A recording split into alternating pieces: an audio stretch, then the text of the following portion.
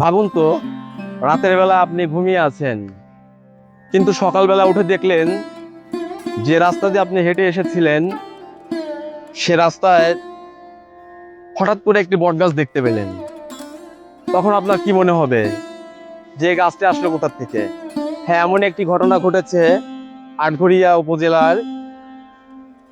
আমরা আজকে সেই গাছের অনুসন্ধান করতে এসেছি। আসলে এই গাছটি এক রাতের মধ্যে হয়েছে নাকি এর মাঝে কোনো অজানা রহস্য আছে, সেই রহস্য জানার জন্যই আজকে আমাদের এখানে আসা। বন্ধুরা, বাঘাবাড়ি হতে আটঘরিয়ার উদ্দেশ্যে রওনা শুরু করলাম। উদ্দেশ্য ত্রিপল বাজার বা ত্রিপল গ্রাম। সেখানে একটি বটগাছ আছে এবং বটগাছটি নাকি এক রাতের মধ্যে সৃষ্টি হয়েছে। আসলে এর সত্যতা কতটুকু তা জানতেই আমাদের আজকের যাত্রা। গিয়ে দেখি যে এর আসল রহস্য কি। সেলন্দা বাজার ক্রস করে আমরা ড্যামরার মধ্যে হয়ে ভাঙড়ার উদ্দেশ্যে রওনা হলাম এবং ভাঙড়ার মধ্যে দিয়ে একটি বিলের দেখা পেলাম। বিলটি দেখতে খুবই সুন্দর লাগছিল, চারিদিকে শুধু পানি আর পানি এবং উজ্জ্বল আকাশ, মনোরম পরিবেশ ছিল, কারণ বাতাসটা খুব ভালো লাগছিল। এভাবে আমরা চাটমোহরের মধ্যে প্রবেশ করলাম। আসলে এই অঞ্চলটি এতটাই সবুজ যে না গেলে বোঝা যাবে না। সামনে আমরা একটি রেল স্টেশন ক্রস করলাম। রেল স্টেশন ক্রস করে চাটমোহরের মধ্য দিয়েই মূলত আমাদের আটঘরিয়াতে যেতে হবে, সে উদ্দেশ্যে আমরা চলছি। এভাবে চলতে চলতে সামনে আমরা একটি মুক্তিযুদ্ধ ভাস্কর্য, অপ্রতিরোধ্য চাটমোহর নামে একটি ভাস্কর্য দেখতে পেলাম। এটি মুক্তিযুদ্ধের একটি মাইল ফলক স্পর্শ করেছে, সেটাই আমরা দেখতে পেলাম।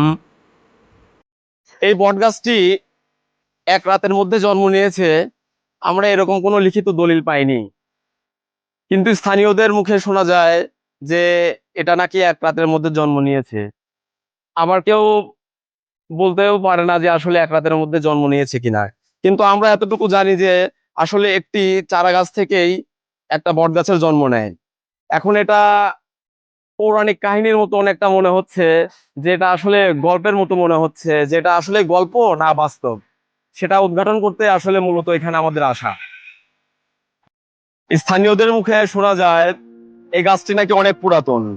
সেটার উদাহরণ আমি দেখতে পাচ্ছি, কারণ এই গাছ থেকে যে জটগুলো নিচে নেমে এসেছে এগুলো দেখতে বেশ চিকন, কিন্তু আমি একটু নিচে নেমে আপনাদের দেখাচ্ছি, একটু দেখানোর চেষ্টা করি যে আসলে এটা যে পুরাতন বট গাছ। আপনারা দেখেন যে গাছ থেকে গাছের জটা মনে হচ্ছে যে এটা আর একটা গাছ, গাছ থেকে অনেকগুলো গাছের জন্ম নিয়েছে, এরকমই মনে হচ্ছে। আসলেই মনে হচ্ছে যে এটা অনেক পুরাতন গাছ, কিন্তু এটার সত্যতা কতটুকু সেটা আমরা জানি না।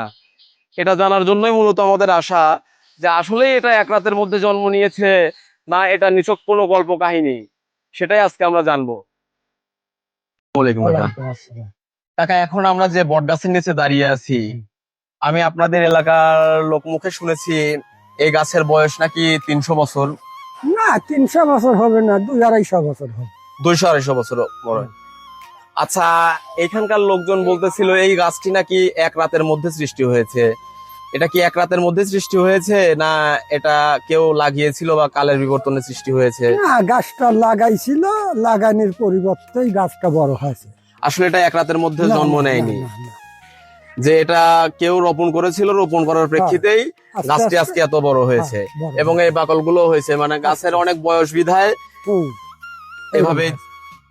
তাহলে বয়সের কারণে বউ সারি সারি এইরকম হয়। তাহলে মানে এটা আমরা নিশ্চিত ভাবে বলতে পারি যে এটা এক রাতের মধ্যে তৈরি হয়নি। না, না, আসলে দর্শক, এটা আমরা যেটা শুনেছিলাম যে আসলে এক রাতের মধ্যে গাছটি সৃষ্টি হয়েছে, না আসলে তা নয়। গাছটি এক রাতের মধ্যে সৃষ্টি হয়নি, এটি হয়তো কেউ রোপণ করেছিল, সেটা হয়তো চারা গাছ থেকে ধীরে ধীরে বড় হয়ে আজকে এই অবস্থায় উপনীত হয়েছে। তবে এটি একটি প্রবীণ গাছ, গাছটির বয়স অনেক, এবং এই চাচার মুখ থেকে আমি সেটা জানতে পারলাম। এক রাতে বটগাছটি সৃষ্টি হয়েছে, এটি সত্য নাকি রহস্য? স্থানীয়দের মুখে শুনে জানতে পারলাম যে আসলে বটগাছটি এক রাতের মধ্যে তৈরি হয়নি, কালের বিবর্তনে ছোট অবস্থা থেকে বটগাছটি তৈরি হয়েছে এবং শতবর্ষী বটগাছটি এখনো সেই ইতিহাসের সাক্ষী হয়ে দাঁড়িয়ে আছে এবং তারই সাক্ষী দিচ্ছে। আচ্ছা ভাই, আমরা হ্যাঁ। এখন যে বট গাছের নিচে দাঁড়িয়ে আছি, হ্যাঁ। তো লোক মুখে শোনা যে এই বট গাছটি নাকি এক রাতের মধ্যে সৃষ্টি হয়েছে।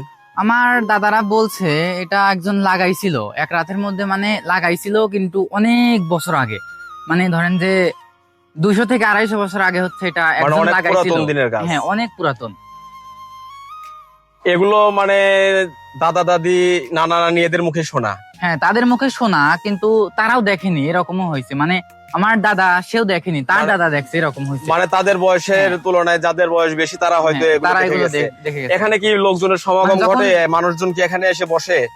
হ্যাঁ, যখন হচ্ছে ধরেন মানুষ মাঠে কাজ করতেছে, অনেক হাঁপিয়ে গেছে, গায়ে গরম লাগছে, তখন এই জায়গায় এসে বিশ্রাম করে। যে আমরা যেরকম মানে এখানে দাঁড়ায় আছি, বাতাস পাচ্ছি, তারা এরকম এখানে এসে বসলে পরে তারা বাতাস পায়। আচ্ছা, আমরা এরকম শুনতে পারি যে বট গাছে আসলে ভৌতিক কোনো কিছু থাকে, তো এই বট গাছের সাথে কি মানুষের সাথে এমন কোনো ঘটনা ঘটছে যে কেউ ক্ষতিগ্রস্ত হয়েছে, যে ভৌতিক কোনো কিছু দেখছে বা এরকম কিছু না, হয়েছে? এখানে এখনো সেরকম কিছু হয়নি, কিন্তু অনেক আগে যখন নতুন নতুন ছিল তখন একটু সমস্যা হয়েছে। হ্যাঁ, আমি শুনছি যে এই বট গাছ থেকে এই তাল গাছের এই দুইটা গাছের সাথে নাকি সংযোগ স্থল ছিল। হ্যাঁ, সেটা ছিল। পরে ওই যে এলাকার সবাই মিলে ওই যে কি জানো মিলাদ বলে, হ্যাঁ, মিলাদ হ্যাঁ, দিছিল হ্যাঁ, হ্যাঁ। সবাই মিলে মসজিদে। জি। তারপর হচ্ছে এটা সব উদা হয়ে গেছিল, মানে ও। এটা পরে আর হয়নি। আর হয়নি না। মানে কোনো অনাকাঙ্ক্ষিত ঘটনা না, ঘটেনি। পরে কিন্তু যখন মানে গাছটা ধরেন এখন তো 250 বছর প্লাস গাছের বয়স। হ্যাঁ, হ্যাঁ, হ্যাঁ। আমরা যখন জন্ম হয়নি, আমার দাদার টাইমে, ওই টাইমে অনেক সমস্যা হইতো।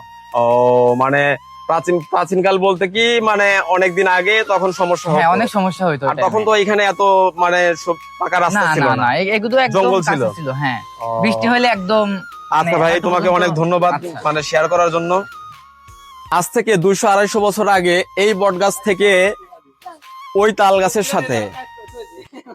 গাছের সাথে এরকমটা শোনা যায় যে ভৌতিক বা জিন পরি এই ধরনের কোনো কিছুর সংযোগ স্থল ছিল, এবং পাশ দিয়ে মানুষ হেঁটে যেতে লাগলে তাদের মাথার উপর যদি কোনো কিছু থাকতো, এরকমও এরা বলে যে ইলিশ মাছ নিয়ে যাচ্ছে, মাথার উপর থেকে এগুলো তুলে নিয়েছে। এ ধরনের কথাও এদের কাছ থেকে শোনা গিয়েছে।